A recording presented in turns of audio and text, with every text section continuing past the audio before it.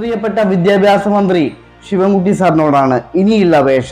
നിങ്ങൾ ആലോചിച്ചൊക്കെ 9ാം ക്ലാസ് പഠിക്കുന്ന ചെറിയ കുട്ടി തുടർച്ചയായിട്ട് 6 മണിക്കൂർ പരീക്ഷ എഴുതണം, അതും വ്യത്യസ്തമായ 2 വിഷയങ്ങളിൽ. ഇത് കടുത്ത മനുഷ്യാവകാശ ലംഘനമാണ്. ഈ വർഷത്തെ പൊതുപരീക്ഷ ടൈം ടേബിൾ ഭിന്നശേഷി സൗഹൃദമല്ലെന്ന് ആരോപിച്ച് +2 വിദ്യാർത്ഥിയും സംസ്ഥാന ഭിന്നശേഷി അവാർഡ് ജേതാവുമായ അമൽ ഇക്ബാൽ. ഭിന്നശേഷിക്കാർക്കായി സംസ്ഥാനത്ത് വിവിധ പദ്ധതികൾ ആവിഷ്കരിക്കുമെന്ന് മുഖ്യമന്ത്രി പിണറായി വിജയൻ കഴിഞ്ഞ ദിവസമാണ് മുഖാമുഖം പരിപാടിയിൽ പറഞ്ഞത്. ഈ പ്രഖ്യാപനം വന്ന് ദിവസങ്ങൾക്കകമാണ് ഭിന്നശേഷി വിദ്യാർത്ഥികളുടെ ഭാവി തന്നെ തുലാസിൽ വയ്ക്കുന്ന പൊതുവിദ്യാഭ്യാസ വകുപ്പിന്റെ ഭിന്നശേഷി വിരുദ്ധ ടൈം ടേബിൾ എത്തുന്നത്. 9ാം ക്ലാസ് വിദ്യാർത്ഥികളാണ് മുതിർന്ന ക്ലാസ്സിലെ ഭിന്നശേഷി വിദ്യാർത്ഥികൾക്കായി പരീക്ഷ എഴുതി നൽകുന്നത്. എന്നാൽ ഇക്കുറി 9ാം ക്ലാസ് പരീക്ഷയും +2 പരീക്ഷയും ക്രമീകരിച്ചിരിക്കുന്നത് രാവിലെയും ഉച്ചയ്ക്കുമായാണ്.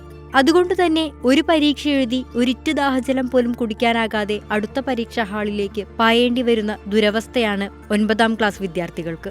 ഇത് കണക്കിലെടുത്ത് പല രക്ഷിതാക്കളും തങ്ങളുടെ മക്കളെ പരീക്ഷ എഴുതി നൽകുന്നതിൽ നിന്നും വിലക്കിയിരിക്കുകയാണ്. ഇതോടെ ഭിന്നശേഷി വിദ്യാർത്ഥികളുടെ ഭാവി പ്രതിസന്ധിയിലാവുകയാണ്. 10, +1, +2 വിദ്യാർത്ഥികളായ ഭിന്നശേഷിക്കാർക്ക് വേണ്ടി പരീക്ഷ എഴുതി നൽകുന്ന 9ാം ക്ലാസ് വിദ്യാർത്ഥികളെ സ്ക്രൈബ് എന്നാണ് പറയുന്നത്. കഴിഞ്ഞ വർഷം വരെ 10, +2 പരീക്ഷകൾക്കെല്ലാം മുൻപോ ശേഷമോ ആയാണ് 9ാം ക്ലാസ് വിദ്യാർത്ഥികളുടെ പരീക്ഷകൾ ക്രമീകരിച്ചിരിക്കുന്നത്. അതായത് 10, +2 ക്ലാസുകളിലെ എല്ലാ വിഷയങ്ങളിലെയും പരീക്ഷകൾ കഴിഞ്ഞോ ഈ പരീക്ഷകൾ ആരംഭിക്കുന്നതിന് മുൻപോ ഉള്ള ദിവസങ്ങളിലാകും 9ാം ക്ലാസ്സുകാരുടെ പരീക്ഷ. എന്നാൽ ഇതിന് വിപരീതമായി അരമണിക്കൂർ വ്യത്യാസത്തിലാണ് കഴിഞ്ഞ വർഷം മുതൽ പരീക്ഷകൾ ക്രമീകരിച്ചത്. അതുകൊണ്ടുതന്നെ സ്വന്തം പരീക്ഷ എഴുതി കഴിഞ്ഞ് ഉച്ചയ്ക്ക് വിശപ്പ് പോലും മാറ്റാതെ ഭിന്നശേഷിക്കാരായ മുതിർന്ന വിദ്യാർത്ഥികൾക്ക് വേണ്ടി പരീക്ഷ എഴുതാൻ ഈ കുട്ടികൾ ഓടിയെത്തേണ്ടി വന്നു. ഇതിനെതിരെ അമലും കുടുംബവും പൊതുവിദ്യാഭ്യാസ വകുപ്പിന് പരാതി നൽകിയിരുന്നു.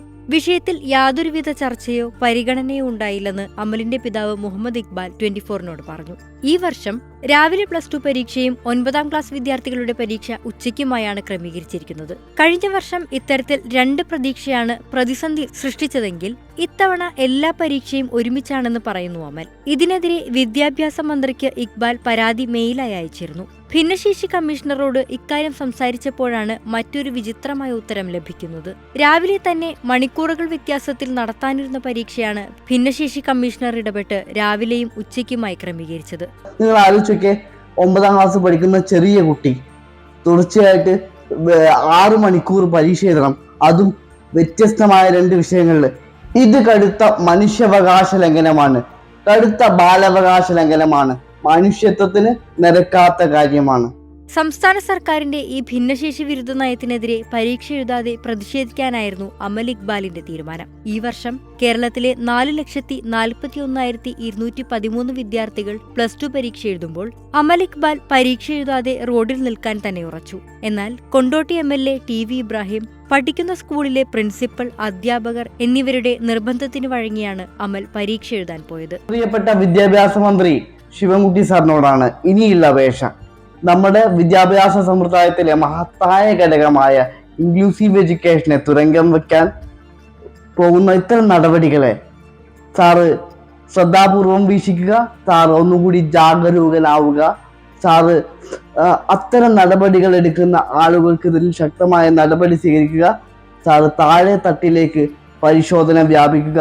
ഞങ്ങളെ ഒന്ന് സഹായിക്കുക, ഞങ്ങളെ കൂടെ നിൽക്കുക. ജന്മന സെറിബ്രൽ പാഴ്സി ബാധിതനാണ് കോഴിക്കോട് JDT ഇസ്ലാം HSS സ്കൂളിലെ +2 വിദ്യാർത്ഥിയായ അമൽ. കൊണ്ടോട്ടി പുളിക്കൽ സ്വദേശിയായ അമൽ ദിവസവും 27 കിലോമീറ്റർ യാത്ര ചെയ്താണ് കോഴിക്കോട്ടെ സ്കൂളിലെത്തുന്നത്. അവിടുത്തെ സഹപാഠികളും അധ്യാപകരും നൽകുന്ന പിന്തുണ ഒന്നുകൊണ്ട് മാത്രമാണ് ദൂരം കണക്കിലെടുക്കാതെ അമൽ സ്കൂളിലേക്ക് എത്തുന്നത്. കഴിഞ്ഞ 11 വർഷമായി അമലിന്റെ പിതാവാണ് അമലിനെ സ്കൂളിൽ കൊണ്ടുപോയിരുന്നത്. എന്നാൽ കഴിഞ്ഞ വർഷം മുതൽ അമലിന്റെ ഇക്കണോമിക്സ് അധ്യാപകൻ നസീഫാണ് അമലിനെ സ്കൂളിലേക്ക് എത്തിക്കുന്നത്. 10ാം വയസ്സുവരെ എഴുതാനോ വായിക്കാനോ സ്വയം ഭക്ഷണം കഴിക്കാനോ സാധിക്കുമായിരുന്നില്ല അമലിന്. എന്നാൽ നിലവിൽ അമലിന്റെ നിശ്ചയദാർഢ്യം കൊണ്ട് സുഹൃത്തുക്കളുടെ സഹായത്തോടെ സ്വന്തം കാര്യങ്ങൾ കൈകാര്യം ചെയ്യാൻ അമലിന് സാധിക്കും. ജനമിത്രൻ, അസ്ലം, അൽത്താഫ് എന്നിവരാണ് അമലിന്റെ ഇടവും വലവും നിന്ന് സ്കൂളിലെത്തുന്നതു മുതൽ ശൗചാലയത്തിൽ കൊണ്ടുപോകുന്നതും ഭക്ഷണം നൽകുന്നതും ഉൾപ്പെടെയുള്ള കാര്യങ്ങൾ നോക്കുന്നത്.